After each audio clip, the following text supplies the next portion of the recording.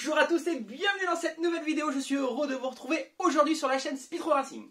Alors les amis, aujourd'hui je vais vous présenter un produit que je viens d'acheter. Donc on va voir ça, c'est un support de plaque donc de moto que je vais monter sur le Speedro. Et donc c'est un produit qui m'a intéressé parce que déjà le mien était très fragile et d'ailleurs il s'est fissuré. Donc j'ai flashé sur celui-ci. On va voir ses caractéristiques et on va surtout voir le montage. Et après, vous allez découvrir une fois le montage fait ce que ça donne et ce que c'est stylé, ce que vous aimez. Enfin bref, voilà. Donc on va découvrir ce produit-là et ça sera tout de suite après le jingle.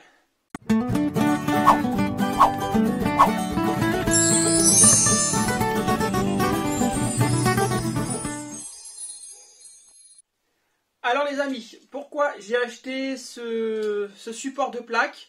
Donc je l'ai acheté sur le site AliExpress, donc il était au prix de 14 €. Donc par rapport aux concurrents français, si je prends tous les gros sites comme Maxiscoot, etc., même sur eBay, c'était un prix imbattable. Donc au niveau de la qualité, très bonne qualité. Donc là on est sur un mélange d'alu et de métal. Au niveau du poids, parce que ça c'est important, parce que quand vous allez le monter pour pas que ça arrache tout, c'est un poids relativement correct. Donc c'est largement supportable. J'en avais un autre, il faisait quasiment le même poids. Et surtout, pourquoi j'ai acheté celui-ci? Donc celui-ci, en fait, il y avait deux choses qui m'ont particulièrement plu. Dans un premier temps, ici, voilà, donc c'est un support de plaque lumineux. Donc il va éclairer la plaque.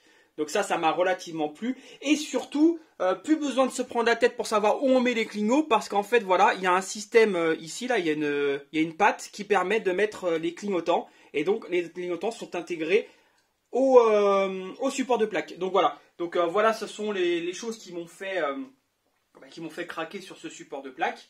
Bon, je vous cache pas qu'au prix où il était et le site sur lequel j'ai commandé, j'avais un petit peu peur de la qualité. Eh ben c'est du costaud. C'est du costaud. Donc ce qui est plutôt pas mal aussi avec, c'est qu'il est complètement réglable. Donc ici, là, la plateforme de la plaque, elle est orientable. Ici, de au bas. Et ensuite, là, en retirant, je vais le mettre comme ça. Ici, en retirant les vis qui sont là, on peut allonger le bras. Donc vous voyez là, si on regarde bien, il y a encore un trou. Donc ce trou-là, il peut s'allonger de tout ça. Donc ça fait quand même pas mal de déport. Donc il est adaptable sur tous les motos, sur toutes les scooters, du coup, grâce à ce mécanisme plutôt ingénieux. Donc voilà. Et pareil, ici, au niveau du support de plaque, on peut le monter et le descendre. Donc de ça. Voilà. Donc moi j'aime bien cet esprit-là, de fait que justement on peut vraiment l'adapter comme on veut aux deux roues auxquelles on le souhaite. Et donc voilà pourquoi j'ai acheté ce support. Alors les amis, on va faire ensemble le montage. Donc là c'est un peu chiant parce qu'il faut tout démonter pour pouvoir juste mettre ça. Après il faut passer les câbles. Donc ici c'est très simple, hein. Vous avez deux câbles, un câble rouge, un câble noir. D'accord, plus moins, vous le mettez sur les feux, sur vos feux, hein, tout simplement, sur vos feux arrière. Faites attention, pas sur le feu stop, ça sert à rien parce que sinon vous allez freiner, ça va s'allumer là. Bon, enfin bref, juste sur le feu arrière. Et voilà, on va faire le montage, on va voir comment le fixer au niveau du passage de roue, parce que vous savez qu'il n'y a pas 36 solutions, hein, donc on va voir si ça passe. Comme vous pouvez le voir ici, ça nous laisse quand même un large choix de fixation. Et on fait tout ça tout de suite, on y va.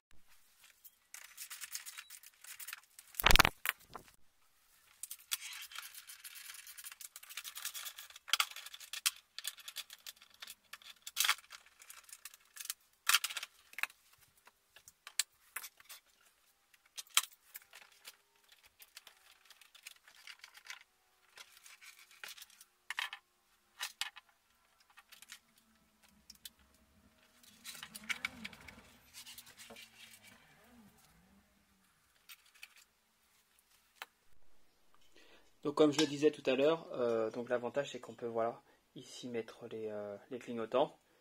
Donc c'est plutôt sympa. Et en plus surtout les clignotants ils sont fixés de façon solide. On va fixer le premier ensemble, vous allez voir.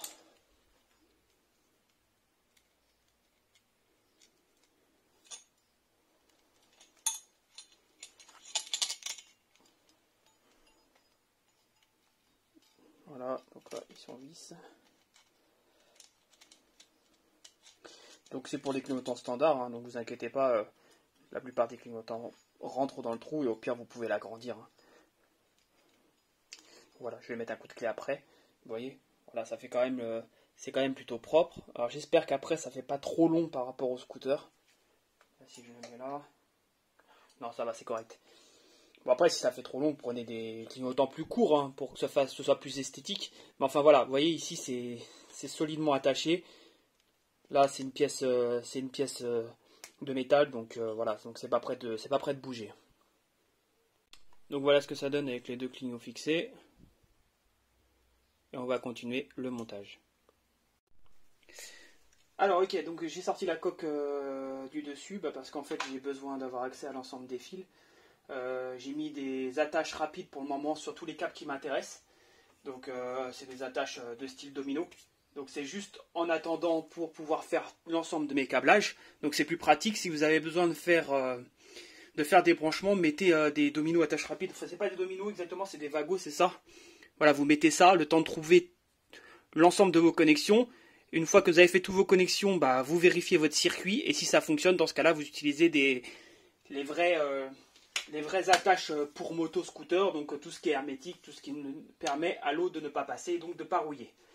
Donc là, ça va être simple. Je vais utiliser ici les accroches d'origine qui permettent de maintenir le passage de roue.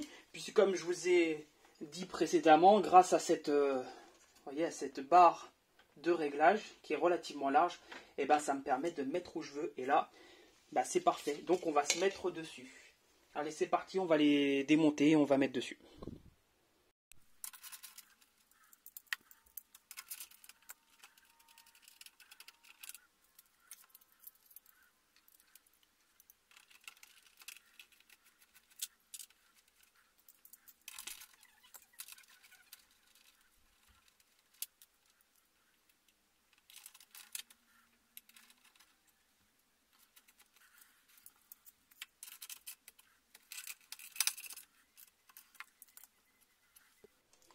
Donc fixation faite, donc comme vous pouvez voir c'est solidement attaché forcément puisque les vis elles viennent se visser directement dans le cadre. Donc là-dessus pas de problème de solidité, c'est très solide.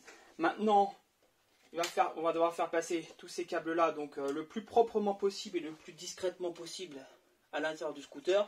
Donc moi j'ai un trou ici à l'arrière prévu à cet effet, donc je vais faire passer le tout. Alors, le seul problème c'est comme il est un peu long, résultat au niveau des câbles ça fait juste. Donc on fait ça le plus proprement possible.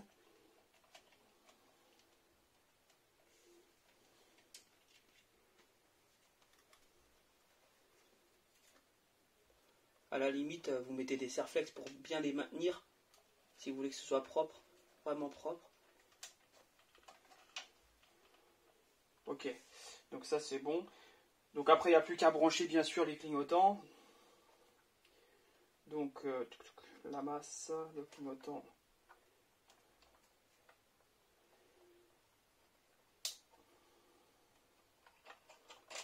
Alors où est ma masse? Je crois que ma masse est là.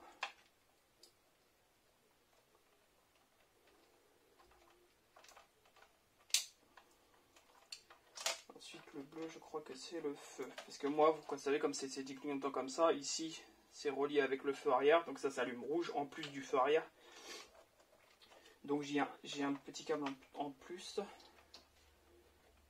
Donc d'abord je vais... Je sais même pas lequel j'ai branché. J'y suis allé comme ça. C'est le droite.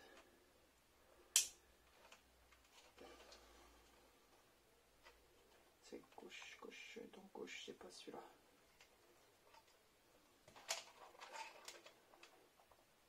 Donc après je fais une petite vérification rapide. Donc là je mets le contact. Voilà, donc ça clignote bien. Donc déjà je suis bien à droite. Ok, si je mets les feux, parfait, vous voyez ça s'allume. Donc là-dessus pas de problème. Et maintenant il faut que je branche ceci. Donc lui c'est pareil, c'est à la masse.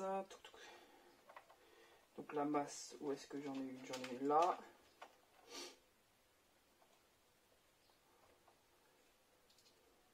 Donc après, il faudra que je refasse les câblages bien propres.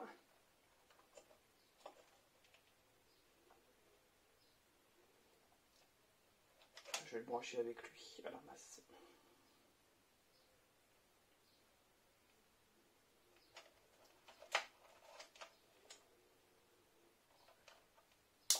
Voilà, et lui, c'est au positif. Alors, mais positif du feu pour le coup. Donc, positif du feu. Il est où mon feu? Il est là.